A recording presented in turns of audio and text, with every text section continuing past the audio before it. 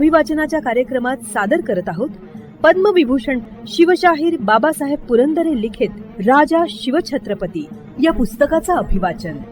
ऐकूया या पुस्तकाच्या पूर्वार्धाचा भाग 30. अभिवाचक जयंत ठोंबरे.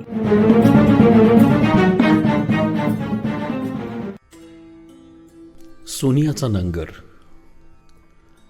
मोगल बादशहा आणि दख्खनचे सुलतान सतत 2.5 तप मराठी मातीवर सत्तेसाठी आपापसात झुंजत होते. रेड्यांच्या टकरीत जशी कोळी रोपटी चेंदूमेंदून जावी तशी मराठ्यांच्या घरादारांची अवस्था या सुलतान झुंजीत होत होती. विशेषतः पुणे प्रांताची तर अगदी नासाडी उडालेली होती. निजामशाही बुडाल्यानंतर लढाया थांबल्या, पण त्या पुन्हा केव्हा भडकतील याचा नेम नव्हता. कारण केवळ निजामशाही बुडवून शहाजहान बादशहाचं पोट भरलेलं नव्हतं, त्याला सारी दख्खन जिंकायची होती. तूर्त तो ढेकर देत गप्प बसला होता. पुणे प्रांत शहाजी राजांकडे पूर्वीपासूनच जागीर होता. राजांनी आदिलशाहीत सरदारी पत्करल्यावरही आदिलशाहीतून पुणे प्रांत राजांना अर्जानी मोकासा जाहला. पुणे प्रांतावर लगेच राजांनी कारभारी म्हणून पंत दादाजी कोंडदेव यांची नेमणूक केली. पंतांच्या बरोबर खासे धनी म्हणून शिवबाला आणि जिजाबाई साहेबांना राजांनी रवाना केलं. पंत आणि खाशा हुजूर स्वाऱ्या पुण्यात आल्या. भोसले जहागिरीचा लाल महाल पुणे कसब्यात उभा राहिला. हौस धरून पंतांनी आणि जिजाबाई साहेबांनी आपल्या इलाख्याची सजवणूक आरंभली. दोघांनी हट्ट घेतला होता की पुणे प्रांताची काया बाळसेदार करायची. पंतांनी तर असा ध्यास घेतला होता की माझ्या राजाला हाताशी धरून हे सारे दळिंदर मी घालवीनच. बादशाही सरदारांनी पुण्याच्या परगण्यावर गाढवाचा नांगर फिरवला. आता सोन्याचा नांगर फिरवीन, इथे नवी वसवणूक करीन, इथे हिरे मोती पिकवीन.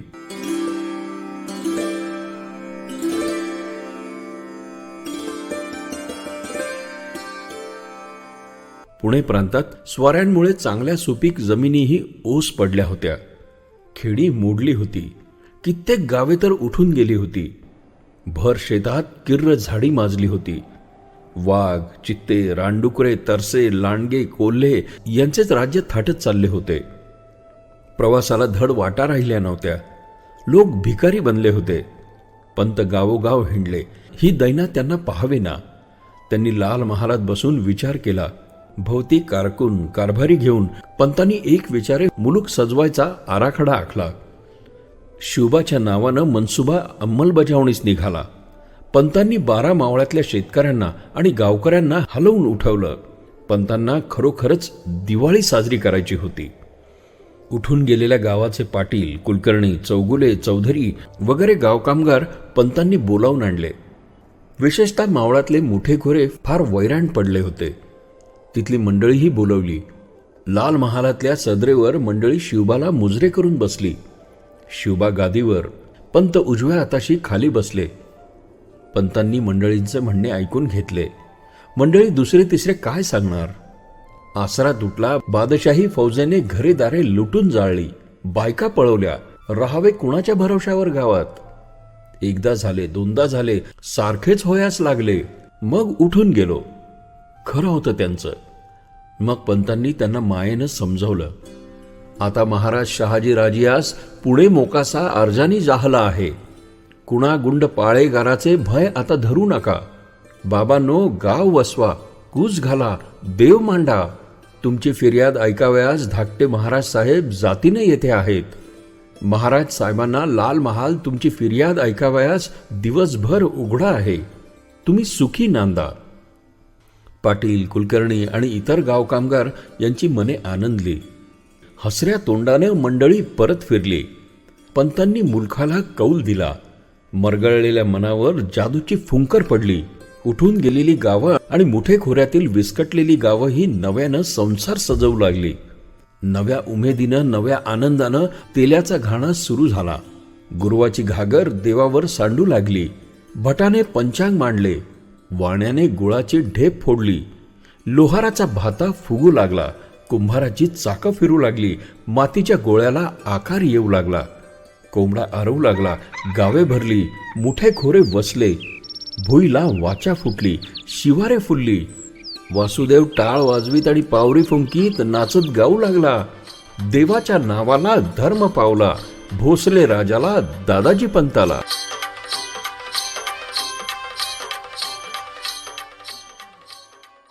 पंतांची बूद म्हणजे सोन्याची मूस. आणखीन एक सोन्याची कल्पना त्यांच्या डोक्यातून निघाली. जमीन लागवडीस आणून कणगी कणगी धान्य पिकवायला लोकांना प्रोत्साहन देण्यासाठी पंतांनी मदतीचा उजवा हात पुढे केला आणि डाव्या हातानं पाठी थोपटल्या. आणि काय सांगावी किमया, मावळच्या शेतकऱ्यांनीही पंतांना उजवा कौल दिला. घामाचा पाऊस शिंपला, बैलांच्या बरोबरीने कष्ट केले, शेतातील रुपये पोटच्या पोरासारखी जपली. आणि मग हिरे पिकले, मोती पिकले, भरघोस कणसांनी शिवारे डोलू लागली, पिकं कशी हंबरून आली. उपाशी तापाशी अशा 12 वर्षे मरणारा पुणे तालुका धान्यानं भरलेल्या कणगीशी टेकून पोटभर भाकर तुकडा खाऊ लागला. मातीत मन मिसळले की मोती मिळतात, दुसरे खत नकोच.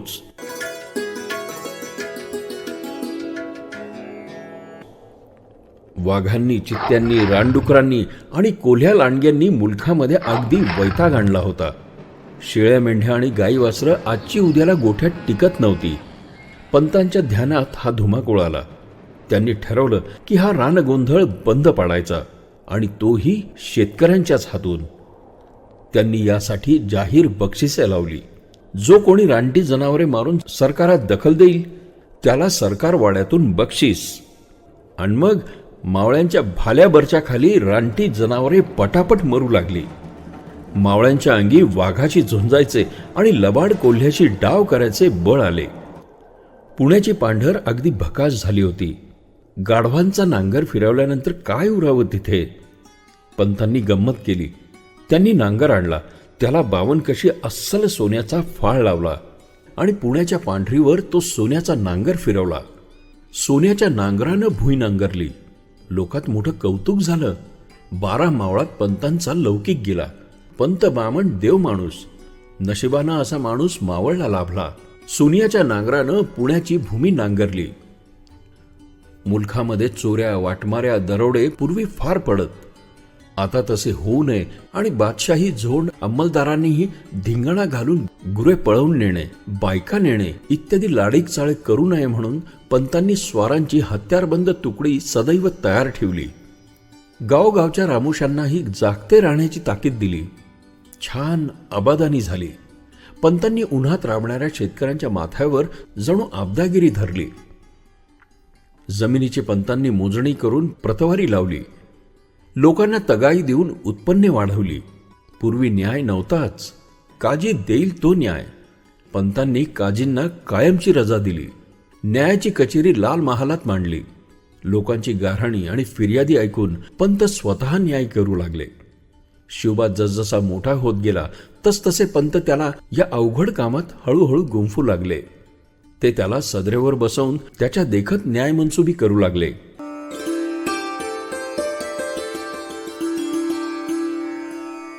असवली गावाची गोष्ट. दामाजी ढमाळ म्हणून तेथे पाटील होता. त्याची पाटीलकी मिळवण्यासाठी दत्ताजी ढमाळ नावाच्या त्याच्या भाऊबंधानं दामाजीचा खून पाडला. तो काळ अवघ्या बेबंदशाहीचा होता. दाद नाही, फिर्याद नाही. दामाजीची बायको रुपाऊ ही आपल्या जानोजी आणि सूर्याजी या लहानग्या मुलांना उराशी लपवून पळून गेली.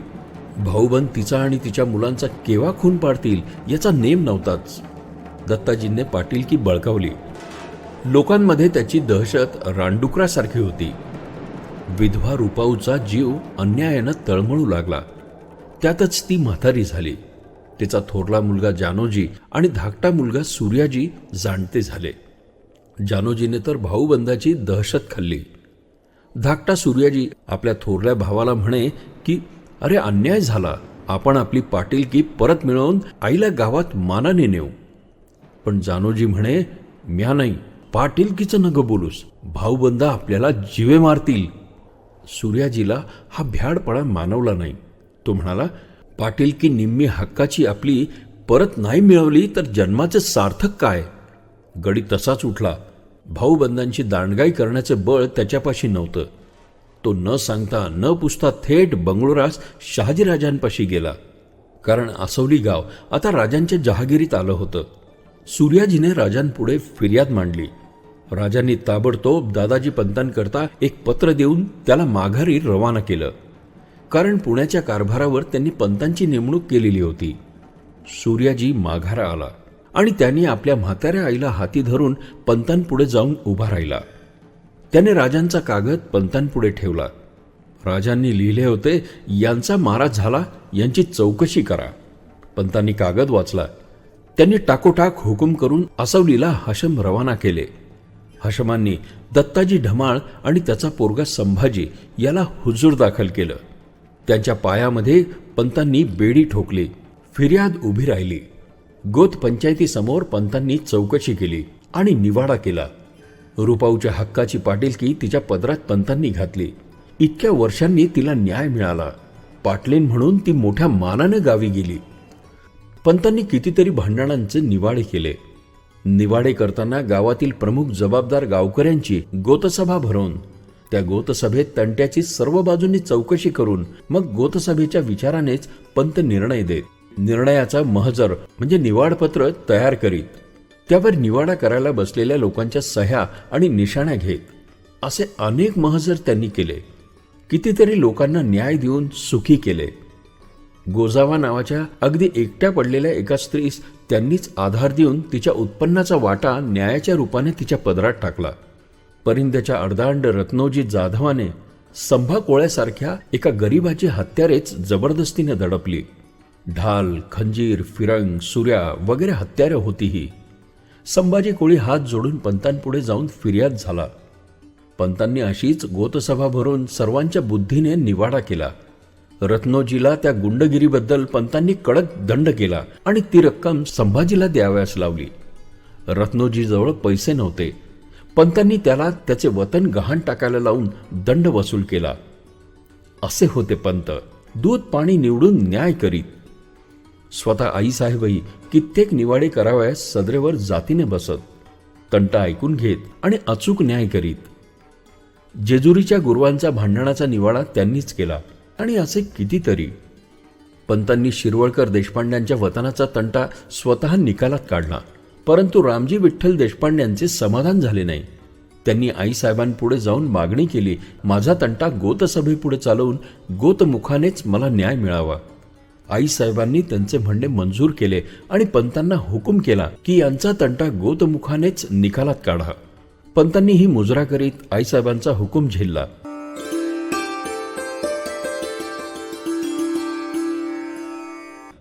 पंतांचा आणि आईसाहेबांच्या या कारभाराचा शिवबावर विलक्षण परिणाम होत होता. शिवबाच्या नसानसात न्याय उतरत होता.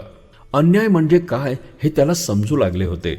अन्याय सहन होईनासा झाला होता आणि सर्वात मोठा अन्याय त्याला दिसत होता बादशहाची सत्ता हाच. जहागिरीचे रंगरूप झपाट्याने पलटू लागले. वसूल नियमित आणि वाढता येऊ लागला. खजिन्यात शिल्लक पडू लागली. लोकांची घरे आणि लाल महाल समृद्ध बनू लागला. धान्य, वैरण, गुरेवासरे, घोडीपाडी टंच झाली. आईसाहेबांना पंतांच्या कारभाराबद्दल धन्यता वाटू लागली. एवढीशी नगभर जहागीर पण एखाद्या स्वतंत्र राज्यासारखी शोभू लागली. सबंध पुणे जहागिरीत फक्त 36 गावे होती. चिंचोक्या एवढी जहागीर. शेतीच्या वाढीसाठी पंत झटत, तगाया देत. सरकारी जमिनी लागवडीखाली आणीत.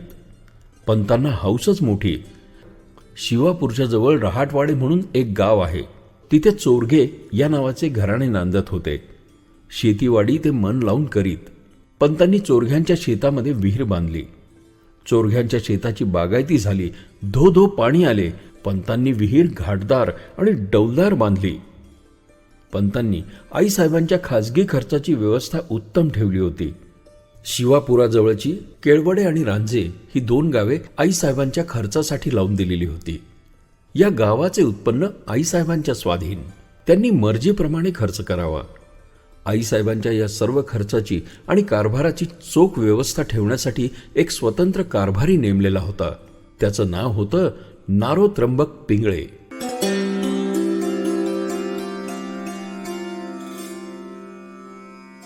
कसबा पुणे तर आता शहर बनलं. जवळजवळ 3000 वस्ती झाली. केदारेश्वर पुन्हा स्थापन झाला. कसब्याचा गणपती शेंदूर, दुर्वा, मांदार, शमी, मुकुट, पितांबर, शेला आणि षोडशोपचारे पूजेने नंदादीपात शोभू लागला. पुण्याच्या कसब्यापासून थोड्या दूर काळ्या वावरात एका झाडाखाली एक देवी उभी होती. तिची ही पूजा झाली. हीच ती पुण्याची तांबडी जोगेश्वरी. बेंद्रे यांच्याकडे तिची व्यवस्था होती. पुण्यातल्या दर्ग्यांची आणि मशिदींची ही व्यवस्था पूर्ववत उत्तम चालू ठेवण्यात आली. मुजावर, पीरजादे, काजी इत्यादी मंडळींची लहान मोठी उत्पन्ने रक्षण्यात आली. पुण्यात एक मता नायकीण म्हणून एक कलावंतीण होती. जातीने मुसलमानीण, मोठी गुणी कलावंतीण होती. शहाजी राजांनी तिला अर्धा वावर जमीन इनाम दिली होती. तिचाही गुणीजनामध्ये परामर्श होत होता. शिवबा मोठा होत होता. त्याचे गुण विकसत होते. तो त्याचा भारदस्तपणा, आपल्या लोकांबद्दलची कळकळ, स्वाभिमान, भवानीच्या पायीची ज्वलंत निष्ठा आणि पुंडपणाही वाढत होता. तालमीतल्या तांबड्या मातीत, खेळाच्या मैदानावर, डोंगरावर, नदीत, ओढ्यात, जंगलात शिवबाला पाहावे. एरवी लाल महालात वावरताना शांत सज्जन वाटणारा शिवबा इतका दांडगोबा असेल असं डोळ्यांना विश्वासच न पटावा. लाल महालात तो श्रुती, स्मृती, पुराणे, महाभारत, रामायण, राजनीती, शास्त्रे, सुभाषिते यात रमून जाई. तर इथे कुस्ती, घोडदौड, तलवारीचे हात, भाल्याची फेक, पट्ट्याचे हात, निशाणबाजी, जोरात धावणे, दौडणे, लांब उड्या मारणे, अवघड दुर्गम दऱ्याखोऱ्यातून लपंडाव खेळणे आणि मनसोक्त धुडगूस घालणे यातच तो गुंग होई. या बाबतीतही त्याचे शिक्षक त्याच्यावर अगदी खुश असत. तो हत्तीवरही कधी कधी अंकुश घेऊन बसे. हत्ती चालवणे ही एक विद्या आहे. शिवबा आता 10 वर्षाचा झाला होता. पुण्याचे हवालदार बापूजी मुदगल देशपांडे यांची मुले नारायण, चिमणाजी, बाळाजी हे शिवबाचे दोस्त बनले होते. पण मुख्य अंगद, हनुमंत, सुग्रीव, नळ, नीळ, जांबुवंत अद्याप मावळ्यातल्या झाडांवरच फांद्यातून उड्या मारत होते. त्यांची यांची भेट अजून पडली नव्हती.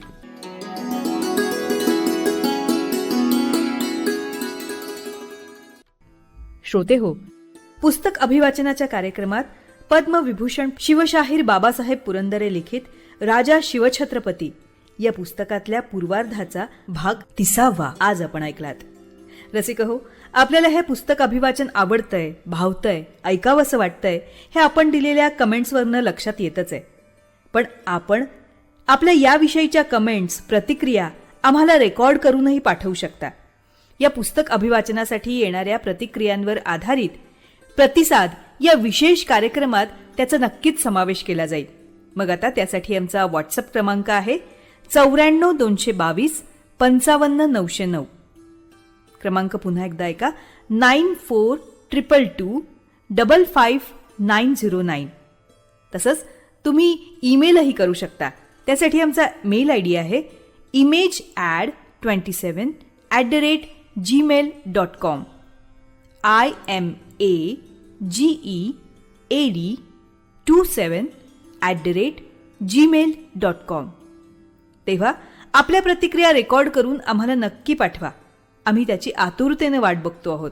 आणि आता जाता जाता रेडिओ जयंतचे दर्जेदार कार्यक्रम ऐकण्यासाठी, त्याचं वेळोवेळी नोटिफिकेशन मिळवण्यासाठी रेडिओ जयंत लाईक करा, शेअर करा.